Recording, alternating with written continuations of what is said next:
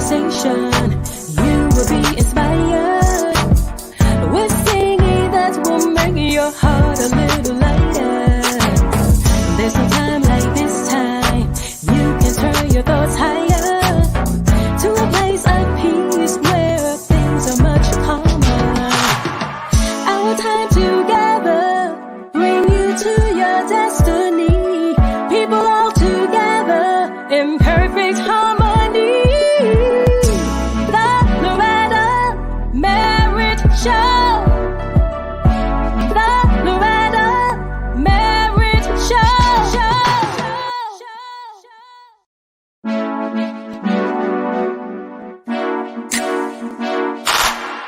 Come and join the conversation.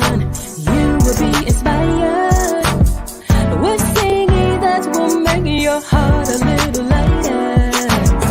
There's no time like this time. You can turn your thoughts higher to a place of peace where things are much calmer. Our time together bring you to your destiny. People all together in perfect harmony. The Loretta Merritt Show. The Loretta Merritt Show. Everyone, welcome to the Loretta Merritt Show, an inspirational music and conversation experience to encourage, uplift, inspire, inform, enlighten, and motivate through the power of singing and learning.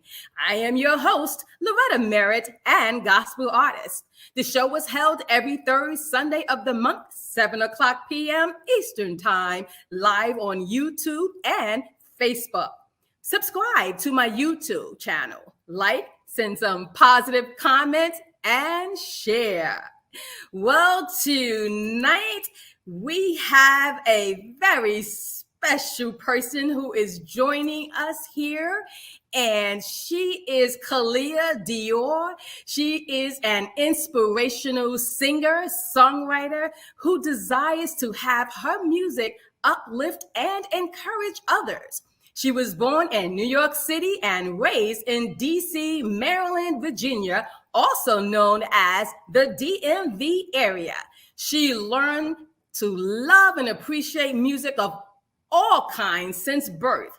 At the tender age of 6, Khalia discovered her voice and began singing in various choirs, church, school plays, special events, and other occasions.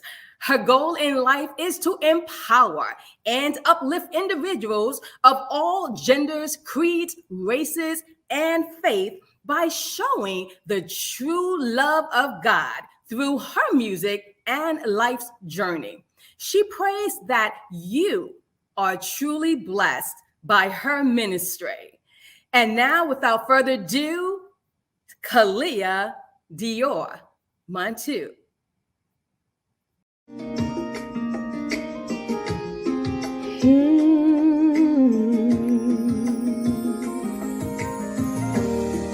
Yeah, yeah.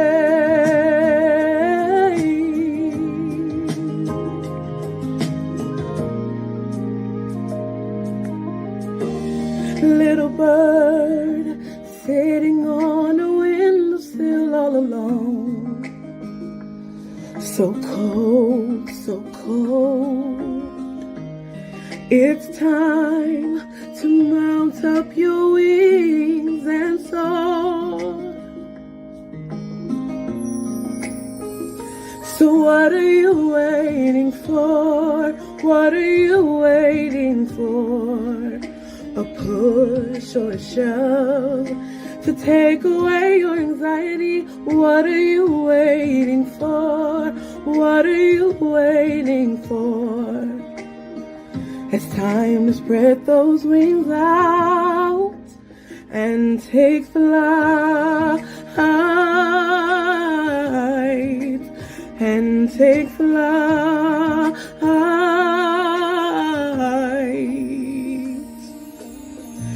That old dirty fear It has no business in your being.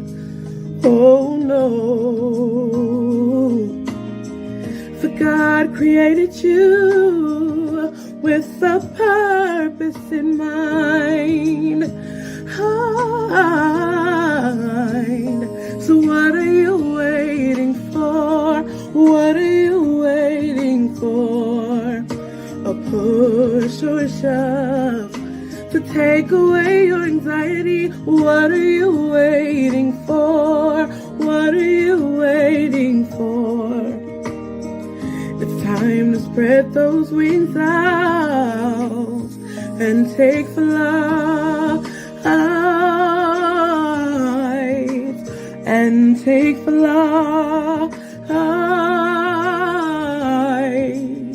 Yeah, you were meant to take flight.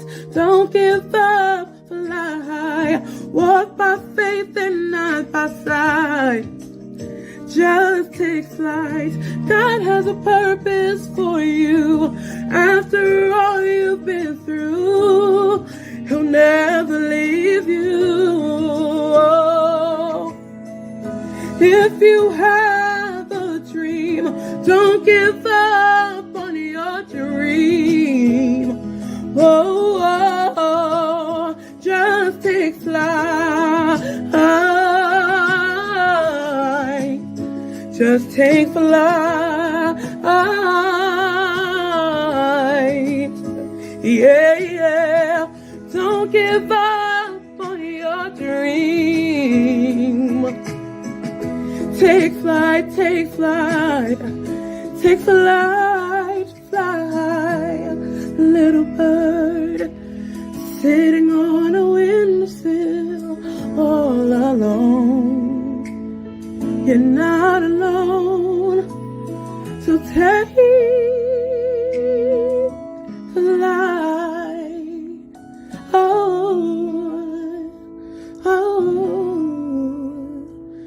Take flight.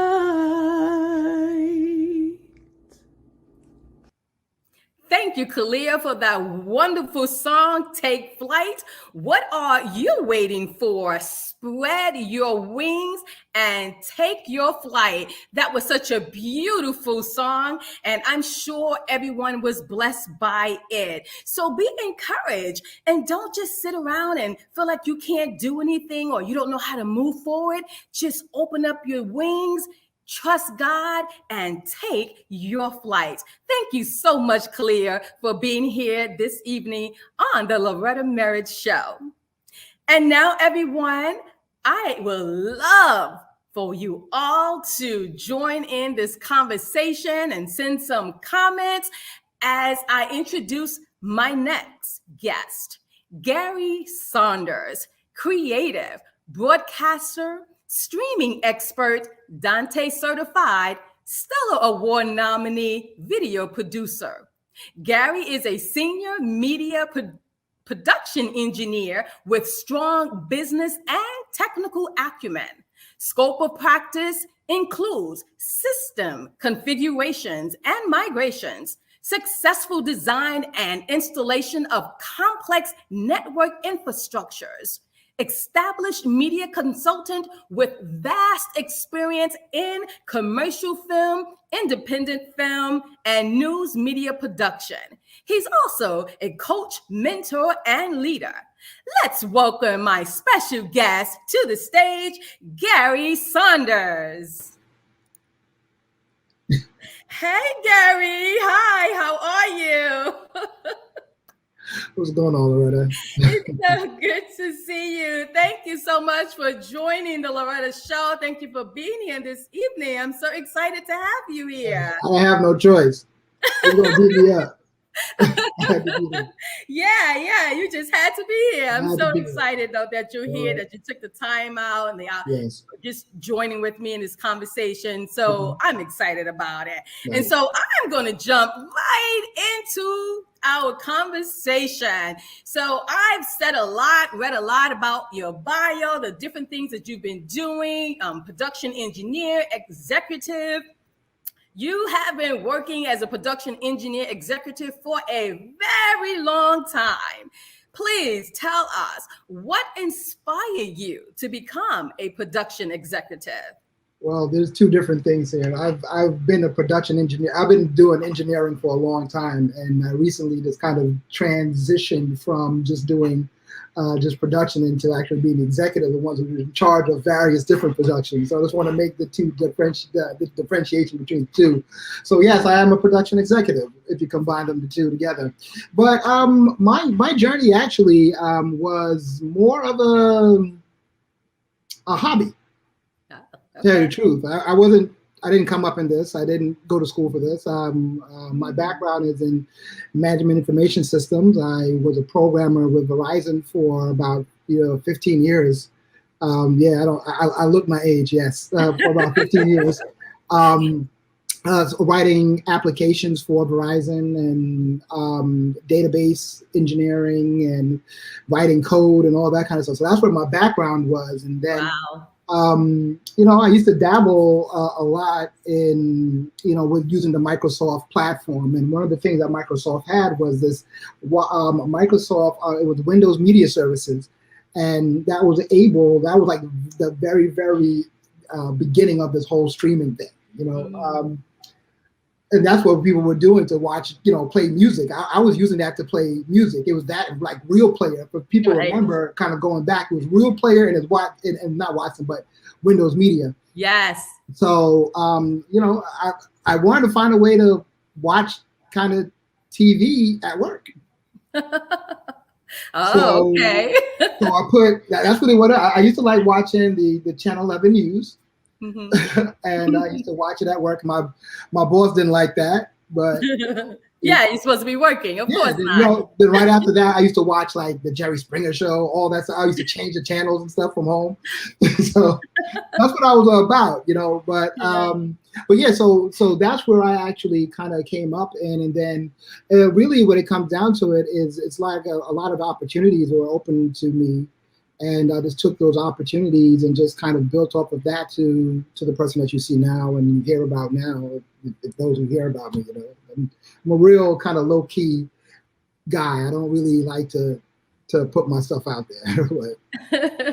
You don't like to put yourself out there, but you are a phenomenal person, and your work speaks for itself. It's definitely Stella. I know you said this was a hobby for you, but you've been in it for such a long time now. Do you somehow feel that? Do you believe you were led by God to do this work? Well, when it comes to hobbies and gifts, they only can come from God, because it's not something that you actually learn to do. It's something that you love to do, and there's a difference between the two.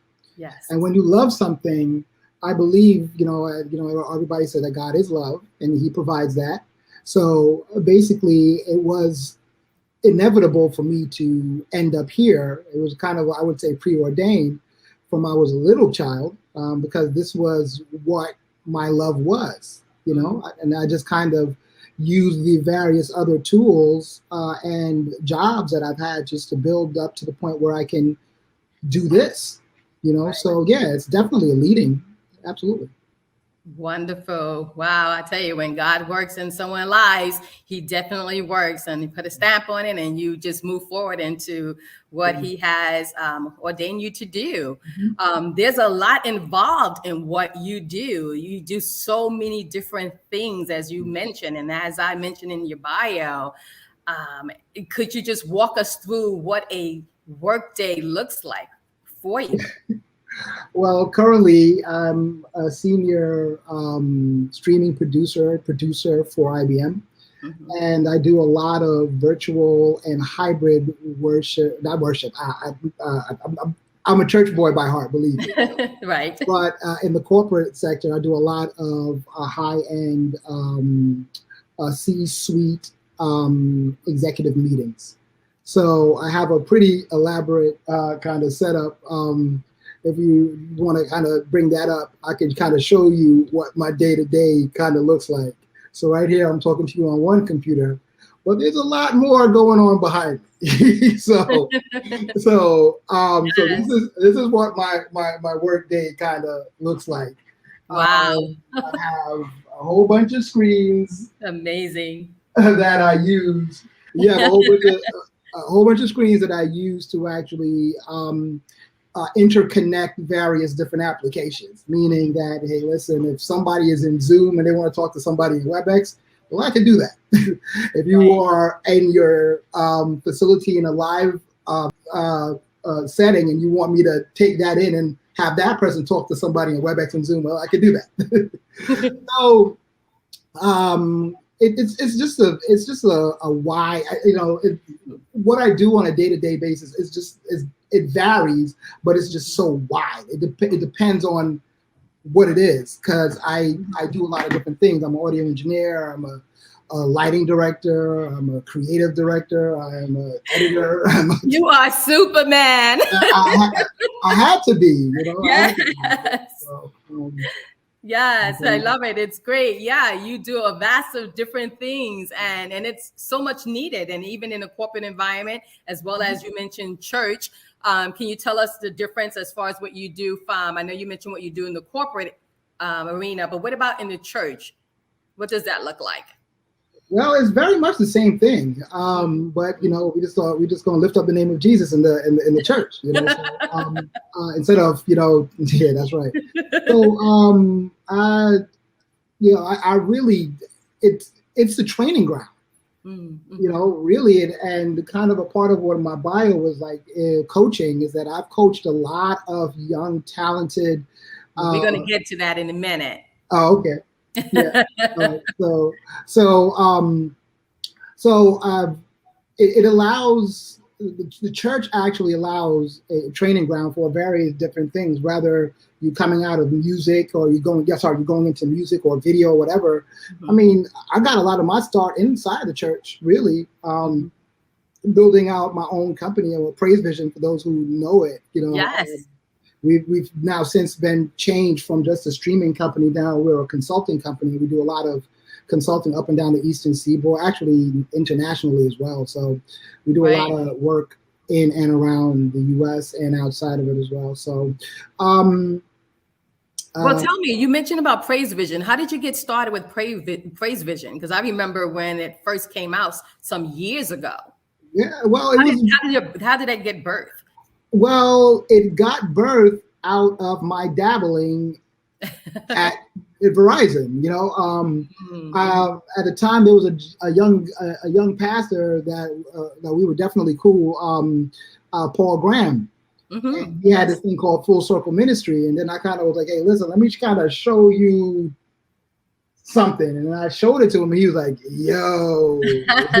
So basically I started to use his information, his content, and streaming that out to various different places. And then, once I started doing that and I tapped into Northeastern Conference of Seventh-day Adventists here in New York, and I started streaming their camp meetings, and that really, that was it at that point. That's all she wrote. So is that how the marketing started from through the camp meetings? Yeah. It started there, but it kind of changed. It really did. How so? Well, I had a team I still have a team that is just amazing, right? But the initial team that we started with Praise Vision, it was like some of the biggest names right now that's doing a lot of things. We all kind of used to work together. There was Terrence Bowen, Chip Dezard, Rich Herrard, Carl Herrard, Travis Trammell, that was on the West Coast, LaVon Hanna, what's his name? Robert Baker. We had the who's who of production and stuff like that. And one of the things that we were really stressing was excellence. We wanted to put forward everything in a particular kind of excellence. We needed that. So everything that we put out was quality. So when we did that, we kind of shifted a little bit and started doing you know, just other than streaming, we started doing concerts and music videos and all that kind of stuff. So it just kind of went from one thing to the next thing to the next thing until Praise Vision was what it was. And for the time it was really, really, really good. It was. Yeah. You could go on a Saturday morning. Watch churches, right? Yes. The only regret I have about that was I didn't open it up. I left it particularly Adventist, and it could have been a lot bigger. It could have been bigger. Exactly. Yeah. Well, you did what you felt like you had to do at the time. Absolutely. Yeah, absolutely. But that was fabulous. I mean, it was great. A great service that you provided. And so, with all the things that you have been doing, I know you said you kind of like dibble and dabble and you didn't go to school for it, but what skill set is needed to create audio visual products for items like films and commercials, radio, and videos? Well, the first prerequisite is patience. Because you're not going to be everything all at once. It's going to take time, and it's going to take a lot of work ethic to get that. You need basically all of those tools to produce whatever you need. You need a little bit of understanding of audio and video, and editing, and even the understanding of what you want to see, and being able to articulate that to those who are, producing it for you if you're not producing it yourself. You know what I mean? So if you're not the one who have the ability to execute your vision, you have to be able to articulate that said vision so people can actually build it for you. Yes. So with many times I say, hey, listen, I want to do a record, well, what kind of record you want? That's the rebut to that. But if you come in and say, hey, listen, I want to do a R&B record, then the person would be able to execute in that vein. So you have to be able to articulate what you want to get done. Right. Well, yeah. And you're absolutely right about that. And I like the first thing you mentioned when you said having patience. I think in everything that we try to do or whatever it is that, patience is definitely key, something that we all need to make sure that we have in order Absolutely. Yeah, definitely. I'm sure you are pulled in many directions. All directions. Exactly. So how do you manage your work balance life? I don't. I am dead serious. I mean, I work, I literally work, and I'm not wishing this on anybody. This is not something for the faint of heart at all. Once you get that, to whom much is given, much is required. Yes. And that statement is ever so true. What I am trying to do now is learning how to detach. Okay. What do you mean by that? Well, what happens is that, you become so helpful to so many different people and they rely on you for so much. But when you think about it, if anything happens to you, they're just going to find the next person. Good point. So you have to be able to take that time, put them, they'll be there. If they really want to work with you or they really want to rock with you, they'll be there. Absolutely. So you got to be able to detach and be like, okay, well, listen, this is about as much as I can give you. I'm going to need you to just kind of chill out, So detaching is something that's very, very important to do. And, so you can have time for your family. I got a kid in baseball. I got one plays the piano and, right. I got twin boys, so I got to be there for them. Exactly. But on the same note, I have to leave something for them. Legacy. That's very important. So you got to be able to kind of manage that. I'm still learning on how to do that. I'm not saying that I got it all together because God knows I don't, but I'm doing the best I can. Right. And, prayerfully, you will continue to do the best that you can. That's all we can do, right? Is do the best that we can. Your work allows you to meet so many people and you build different relationships and you've traveled around parts of the world. Tell us, what was your most exciting project that you worked on and with whom? Actually, it wasn't in the Christian realm. Okay. No, it wasn't. It's okay. The most exciting thing I've actually done was jump on a plane and went to Australia. And what was in Australia? I was doing something for IBM. I was doing a major event out in Melbourne, Australia, and I was the lead on that project. And I had to coordinate the audiovisual and all the technical stuff that we needed to actually make it happen. And it was pretty darn cool. It was really, really nice. Very nice. That was definitely one of my favorite thingamabobs to do. Awesome. I know in the type of work that you do, that you deal with different challenges. I'm sure you face different challenges as a production executive. How did you overcome it? Wow. Well, in doing this kind of stuff, there's always things that could possibly go wrong. Redundancies are key in this industry. So you see in the studio, I have multiple computers. I have to have backups to the backups. Like in my house, in my studio inside of my house, I have 2 internet connections. If one fails, the other one has to kick in. Right. I have wireless and hardline, to all my machines, just to make sure for either convenience and security. Redundancies are going to help you be able to stay afloat when you didn't think of everything, and the other thing that's very important is checking and double checking and triple checking. That's one thing that I actually pride myself on, getting in there early and making sure that everything working. So even though you turned it on yesterday, get in there early to make sure it boots up the very same way. In the worst case scenario, you have a couple of hours for you to chill out. But that's in the worst case scenario, right?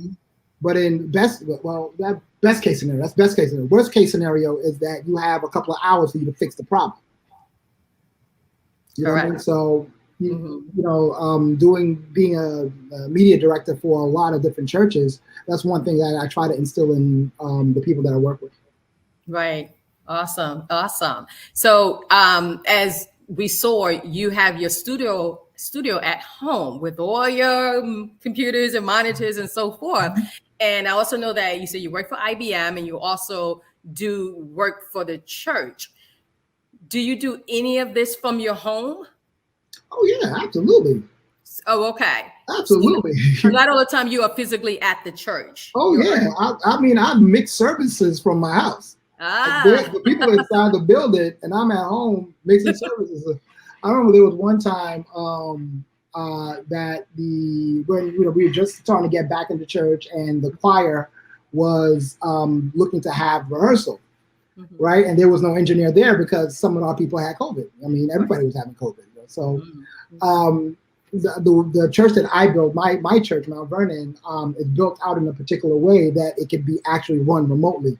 So one of the things that I did, which was pretty cool, was, I had them turn on the system inside there, and then on the back screen, on the back wall, the people on the stage saw me, and I was mixing their services from my house. I had and they were like, and they were talking to me. They were like, "Well, Gary, I need this up and this and this." I was like, "Okay." And they were like, "Wait, how are you doing that?" Marvelous! I love it. Yeah. So they're like, "How are you doing that?" So I was like, "Hey, listen, it's magic." It's magic. It's magic. So I was like, hey, listen, I gotta make sure y'all listen. I move over to the left. Put that microphone there. Do this here. Right. All right. Is the band good? Do you guys need anything? And everybody's looking at me like, is he here? Like, nah, I'm at home. Yeah, I love it. And there's been times where we actually had service in the church, and the pastor didn't even know if I was there or not. Really? Yeah. They didn't know I was there. They were like, because if you stand at the pulpit in my church and you look up, you really can't see the audio booth. Right. You know what I mean? Then you can't see it. So, you know, people were like walking by up there. They were like, no, I'm at home. Like, where is he? I'm at home. Wow, Gary, that's amazing. Wow, that's totally amazing. You are amazing. I love it. I love it. Wow, all of this that you do and all that you're doing, what drives you to keep moving forward in your career? Ambition. Mm. Ambition. I definitely have a never settle attitude. I got to learn, but that's a blessing. It's a double-edged sword. Yeah. Keeping it real. It's a double-edged sword. Mm-hmm. Because you have to appreciate the accomplishments that you have done. Yes. But at the same time, you shouldn't stay stagnant. So I'm always consistently trying to learn new things and to align myself with those who know things that I don't know, and just to try to reinvent myself. I've been doing that for all my life. You know, when those who know me when years ago, I was a musician. I used to play the bass, right? Okay. And then after that, those who know me in that time period, I was a choir director. Well, in between that, I was a DJ. You know what I'm saying? And then after that, I was a audio guy. You know, then I met certain people. They know me as a video guy, and then some people know me as a lighting guy. Yeah, you're multi-talented. You are multi-talented. You know, it's just like stocks. You got to diversify your portfolio so you keep on working.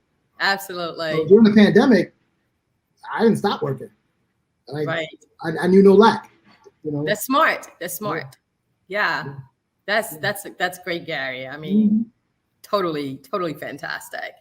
And it's great that you give back and that you have paid it forward. You know, as you mentioned a little earlier, you know, you are a coach, you are a mentor, a leader. What advice would you give to someone who is interested in becoming a production engineer? Be sincere in what your motives are. That's good. You do it because you love to do it, not because you're looking to be paid, so to speak. Because I've done a lot of stuff that I didn't get paid for, you know, but I did it because of the love and the relationship. Yes. And building relationships is very, very smart. You know, that's very, very important as well. So for those who are looking to do this thing,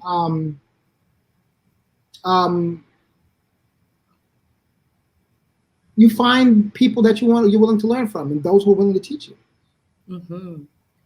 So that's really when it comes down to it. I'm just trying to make sure that I'm measuring my words, you know, because it's very, very important, you know, and aligning yourself with a mentor. Yes. You know. So do your mentee did they sort you out, or did you seek them because you saw someone had potential? I think it was a mixture of both, and some of them they didn't have no choice. I had some of these guys at my church at Mount Vernon that I had them since they were 9 years old. One of them works at the Apollo. The other one used to work for the NBA doing video production stuff. All these guys are specialists. One of them now is working for Disney. Nice. You know, so, you know, I mean, and all that stuff they learned inside the building. You know what I'm saying? So we just kind of creating the next generation now of those who are looking to kind of go to that level. So when you leave, I know when anybody leaves my presence, I know that they're actually tour ready. Oh, wonderful. You know what I mean? Yeah. So it's not that they're going to be like, well, I'm doing just for a little church. Like these are guys that I could take on the road with me if I have to do a major event anywhere in the world. Wow. Yeah. That's awesome. That's great. So that's fabulous, Gary. And wow, there are obviously rewards for yourself for doing this. What are the rewards for coaching and mentoring someone? Oh, seeing them succeed. That's the ultimate reward. Yes, absolutely. You know what I mean? I like that. I mean, I like sitting back and seeing, like, I have an engineer, O'Shane. That's like the left part of my brain. There's the left side and there's a right side. You know, O'Shane is definitely the left side. So so he does a great job, you know what I'm saying? And I sit back and I listen to his mix. I'm like, yo, that dude is solid. And I'm sitting back there like, yo, I'm doing it this way, and then he's doing it the exact same way, and we're doing it. And so even I'm going to speak a little bit about this, but so when we're actually engineering together, there's a certain kind of synergy that actually happens that creates a dynamic worship experience. Right. You know what I mean? It really does. So it's like I'm not fighting with anybody because he's my brain. Exactly. So he's gonna do what I'm gonna do. You know what I'm saying? I'm gonna do what he's gonna do. That's great. That's partnership. That's awesome. That's great partnership. Now you, Gary, were nominated for a Stella Awards for your music video of the year, Miracle Worker. Congratulations. And so let's check that out. Let's see Gary's work as a music video producer. Okay. You really want to see that? Really?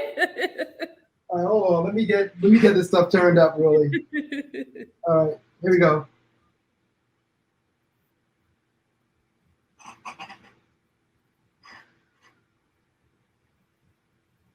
In your power, we believe in your power. You're the God of miracles, signs and wonders. We believe in your power, Lord. We believe in your power. You're the God of signs and wonders. We believe in your power. We believe.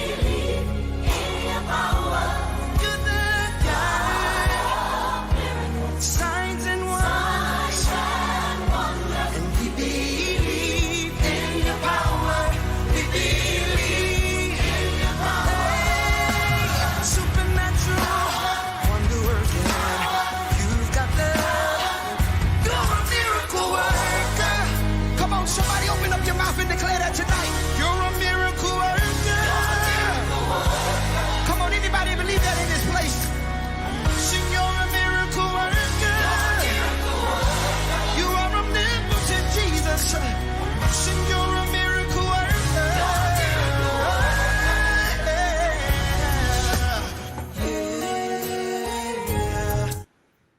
Yes. Love it, love it, love it, love it. Miracle Worker with JJ Hairston and others. That was such a lovely music video of the year that you were nominated for. Please tell us about the experience. And how did it make you feel? Honestly, I didn't even know. I didn't even know. You didn't know? I didn't know. I mean, I really didn't know. I mean, I've been working with JJ for years. You know.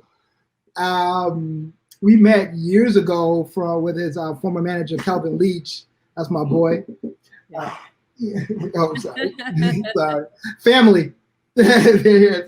so Calvin Leach and JJ, we got hooked up like years ago and started doing videos for him, and I've been kind of with him all the way up until now. Did a lot of video stuff with his son, and now his son is taking over. Wow. Doing his videos and stuff now. So that's a really blessing within itself. Worked with J for a number of years, like when he first started out, and just getting him, you know, whatever he needed to actually do what he needed to do. So this was a collaboration of a lot of different things, right? So JJ did a concert in, was it Ghana? I think it was Ghana, as well as in Maryland. Mm-hmm. And then he was like, "Oh, Gary, put them all together." Okay, cool. Okay. I'll bring them all together. And then he was like, "Well, we want to change the song. We'll change everything up."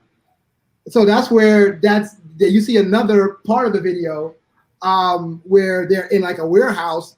That was because of those changes that we had to do. So we had to merge all of that in together to actually create this video. It was crazy, but it was cool. But JJ got nominated for a Stella, and because he got nominated for a Stella, the video got nominated for a Stella too. Exactly. So I was like, oh, my name is there. Like, oh. That is great. I really don't like push like the stuff I do. I'm low key behind the scenes about a lot of stuff, and I like to kind of stay there. I know, but Gary, you still have to give God thanks and glory, and I'm sure you do. He gets the glory. I know he does, but it's okay to, because Gary, when you do that, and I don't mean like boasting, but when you put yourself out there, that's an inspiration. You are inspiring others and encouraging others. Like, wow, he did that. Wow, you know what? There's a possibility, one, how can I do that? Two, maybe I need to connect with, network with Gary, and he can give me some training, some mentoring and coaching or things like that. But, it's helpful when you put yourself out there. Like I say, it's how you put yourself out there, and you're not trying to boast and brag. That's one thing. But as far as, being really, sincere about it and just genuine, it's a strongly suggest that you do that. Don't be staying low key, because you have so many gifts, that God has bestowed upon you. You do. You really do. And it's wonderful to see, like, for real. Oh, I appreciate that. Yeah, no, seriously. So Gary, what is the best way for people to connect with you if they wanted to use you for their services, if they needed services? I mean, I'm available everywhere. I'm on LinkedIn, Gary Saunders. I'm on Facebook, Gary Saunders. On Instagram, it's Praise Vision. So you can find me. I'm not giving my telephone number because I don't know. No telephone numbers, folks. No telephone number. You better email me or something. That's good. That's good. Yeah, like Gary said, he's all over. You can find Gary. He's on social media. I'll be around. Gary Saunders, exactly. And so, Gary, my final question to you: what encouraging word would you give to someone to overcome their fear of failure? Because a lot of times people want to do something, they have it within them to do something, and they might want to start, they don't know how to move forward, or there's just fear. So what word of encouragement would you give to that person? I don't think it's a situation where words of encouragement. I'm different, right? So I like to fail fast. You know what I mean? So, and get it out the way, so you can kind of continue on and find the right mix of whatever you need to do to get the job done. Don't you worry about failing. Like, what's going to happen? Like, your family going to not love you no more? Like, people are not going to respect you anymore. Okay. You do it, get it out the way, get back on the horse. Yeah. Get back on the horse, because that's really what's going to be counted. Not necessarily that you failed, but how fast you got to fix the failure. That's a word right there. That should be a sermon. That could preach by itself. Fix the failure. Fix the failure. Hallelujah. Yes. Gary, thank you so much. It was such a pleasure having you here this evening on the Loretta Merritt Show. I enjoy you. I enjoy your spirit. Your wits about you. You're a great person, and I'm glad I know you.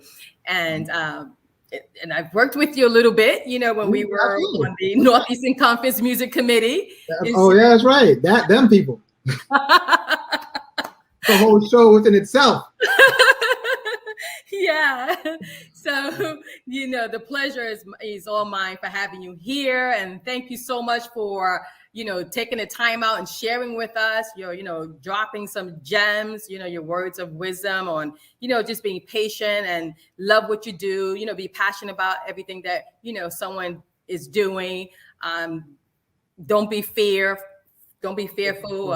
If what's the worst can happen to you. So thank you again so much. I appreciate you. Have a wonderful evening. Thank you so much. No problem. See you, everybody. Okay, bye-bye.